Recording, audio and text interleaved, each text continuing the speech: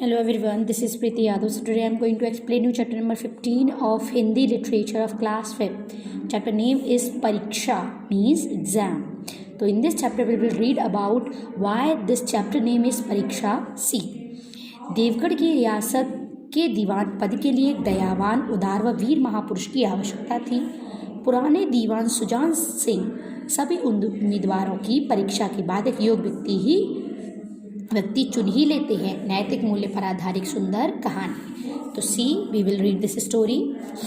देवगढ़ की रियासत के दीवान सुजान सिंह काफ़ी बूढ़े हो गए थे, यानी in that there is a place, यहाँ एक प्लेस है जिसका नेम है देवगढ़। उसकी रियासत का एक दीवान था जिसका नाम था सुजान सिंह। वो काफ़ी बूढ़े हो गए थे। उन्होंने महाराज से विनती की कि अब कुछ समय परमात्मा का ध्यान करना चाहते हैं, इस कारण रियासत के लिए कोई नया दीवान चुन लिया जाए। यानी सुजान सिंह ने महाराज से कहा कि महाराज, मैं तो अब बहुत बूढ़ा हो चुका हूँ, तो मैं तो अब इसके लायक नहीं हूँ। विनती आपसे यह है कि आप कोई नया दीवान चुन लें। राजा साहब ने अपने नीति कुशल अनुभवी दीवान का बहुत आदर करते थे। यानी जो सुजान सिंह थे वो बहुत ही नीति कुशल और अनुभवी थे, इसलिए राजा उनका बहुत आदर करते थे।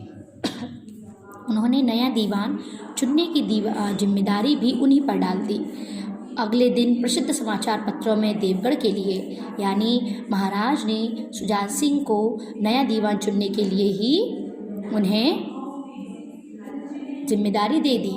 अगले दिन जब प्रसिद्ध समाचार पत्रों में एक सुयोग्य दीवान के लिए विज्ञापन निकला, यानी देवगढ़ की रियासत ने जो समाचार पत्र होते हैं उसमें एक विज्ञापन निकाल दिया कि जो सज्जन अपने आप को देवगढ़ रियासत के दीवान के पद के योग्य समझते हों वे वर्तमान दीवान सुजान सिंह की सेवा में उपस्थित हों।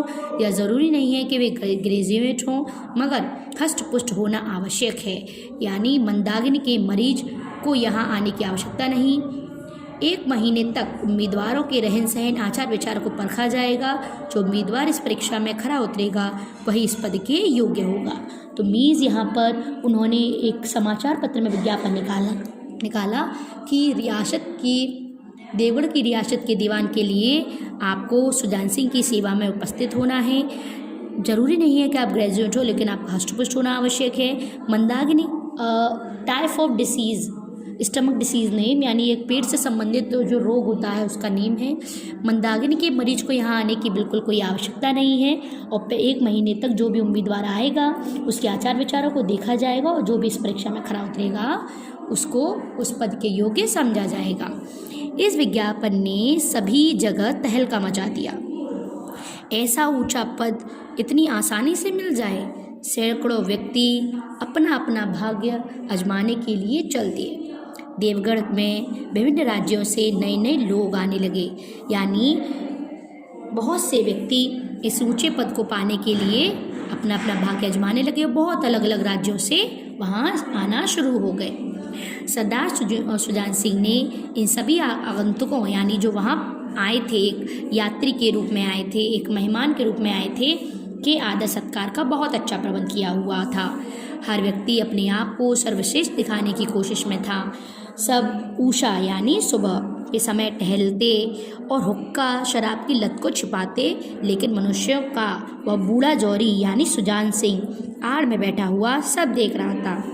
इन बगुलों में हंस कहाँ छिपा है, यानी जो भी जितने व्यक्ति हैं, जितने भी व्यक्ति भरे पड़े हैं उसमें एक बहुत ज़्यादा सर्वश्रेष्ठ व्यक्ति कौन है, इसका मतलब है इन बगुलों में एक हंस कहाँ छिपा हुआ है, मतलब जितने भी व्यक्ति हैं उनमें एक बहुत अच्छा व्यक्ति कौन सा है। एक दिन फैशन वालों को सूझी कि हॉकी का खेल हो जाए, यानी बहुत से व्यक्ति थे वहाँ पर, उसमें से कुछ व्यक्ति को सोचे क्यों ना हॉकी का खेल हो जाए, शायद यह हुनर ही कुछ काम आ जाए। फील्ड बन गया और खेल शुरू हो गया। गेंद इधर से उधर ठोकरें खाने लगी, तो वहाँ पर फील्ड बना लिया उन्होंने और उन्होंने ये सोचा कि शायद हमारा यह हुनर ही काम आ जाए यहाँ पर, तो जल्दी से वो खेल शुरू कर दिया उन्होंने। तो एवरीवन, नाउ नेक्स्ट। देवगढ़ वालों के लिए यह खेल बिल्कुल निराला था, यानी जो देवगढ़ की रियासत थी उनके लिए बिल्कुल खेल अलग था। पढ़े लिखे लोग शतरंज और ताश जैसे गंभीर खेल खेलते थे। भाग दौड़ के खेल बच्चों के खेल समझ आते थे। संध्या तथा खेल चलता रहा, हार जीत का फैसला ना हो सका, यानी शाम हो गई। जो देवगढ़ की रियासत के व्यक्ति थे वो मोस्टली शतरंज और गंभीर जैसे खेल खेलते थे, लेकिन भाग दौड़ वाले खेल नहीं खेलते थे। तो फिर जब शाम हुई तो वहाँ हार जीत का फैसला ना हो सका, लेकिन खेल चलता रहा। अंधेरा हो गया। इस मैदान से कुछ ही दूरी एक नाला था, उस पर कोई पुल न था। पथिकों को नाले में चलकर आना जाना पड़ता था।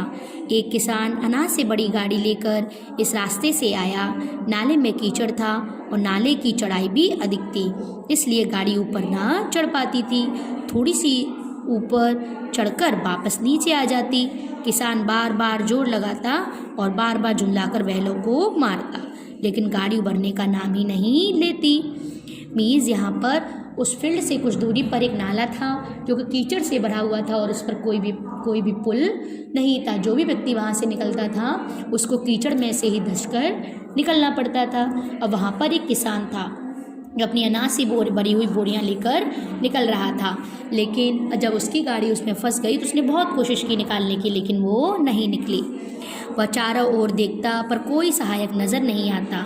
कुछ खिलाड़ी उधर से गुजरे पर किसी ने भी उसकी सहायता नहीं की। उन्होंने उसे देखकर भी अनदेखा कर दिया। उन आँखों में स्वार्थ और मद था, सहानुभूति का नाम भी न था। मीज़ यहाँ पर जितने भी वो खिलाड़ी थे वो सारे उसे देखकर निकल गए, लेकिन किसी ने उसकी मदद नहीं की। उन आँखों में स्वार्थ और मद था, यानी बहुत ज़्यादा अपने लिए ही जो वो कर रहे थे, सिर्फ अपने लिए ही कर रहे थे, वो बहुत सहानुभूति नहीं थी। उसी झुंड में एक उदार दयालु मनुष्य भी था। आज हॉकी खेलते हुए उसके पैर में चोट लग गई थी। वह भी लंगड़ाता हुआ धीरे धीरे चल रहा था। अचानक उसकी निगाह गाड़ी पर पड़ी, यानी उस झुंड में जो खेलों का खिलाड़ियों का झुंड था वहाँ पर एक व्यक्ति और था। तो उसको वो एक जो गाड़ी उसने देखी तो उसकी अचानक से निगाह पड़ गई उस पर, लेकिन उसको भी बहुत चोट लगी थी और धीरे धीरे वो चल रहा था। समस्या नेक्स्ट पेज नाउ एवरीवन। समस्या को समझ गया, जो व्यक्ति था वो समस्या को समझ गया। उसने हॉकी किनारे रखकर कोट उतारा और किसान के पास जाकर बोला, मैं तुम्हारी गाड़ी निकाल दूं? वह गठे बदन का सुदृढ़ व्यक्ति था। किसान झुककर बोला, हुजूर मैं आपसे कैसे कहूँ, यानी क्योंकि वो किसान था, बहुत ज़्यादा गरीब भी था वो, और वो खिलाड़ी था, तो उसने कहा अपना कोट उतार कर कि मैं आपकी गाड़ी निकाल दूँ। तो उसने मना कर दिया कि नहीं, मैं आपसे कैसे कहूँगा आप निकाल दो। तो युवक ने कहा, तुम गाड़ी पर जाकर बैलों को साधो, यानी उन्हें पकड़ो, मैं पहियों को ढकेलता हूँ, अभी गाड़ी ऊपर चढ़ जाएगी, यानी ऐसा उस युवक ने उस किसान से कहा। किसान गाड़ी पर जा बैठा। कीचड़ बहुत ज़्यादा था। युवक घुटने तक ज़मीन में गड़ गया, यानी उसमें धंस गया, लेकिन उसने हिम्मत ना हारी। उसने फिर जोर लगाया। किसान ने बैलों को ललकारा, लेकिन उसने बिल्कुल हिम्मत नहीं हारी। उसने फिर से जोर लगाया। किसान ने बैलों को ललकारा, यानी बहुत ज़्यादा फटकारा उन्हें। उनकी हिम्मत बन गई। उन्होंने कंधे झुकाकर जोर लगाया तो गाड़ी नाले के ऊपर थी, यानी गाड़ी नाले से निकल गई थी। किसान युवक के सामने हाथ जोड़कर खड़ा हो गया और बोला, आज आपने मुझे उबार लिया, नहीं तो सारी रात मुझे यहीं बैठना पड़ता। किसान ने ऐसा कहा कि आज तो आपने मुझे इस बहुत ही बड़े संकट से उबार दिया, नहीं तो मुझे सारी रात यहीं बैठना पड़ता।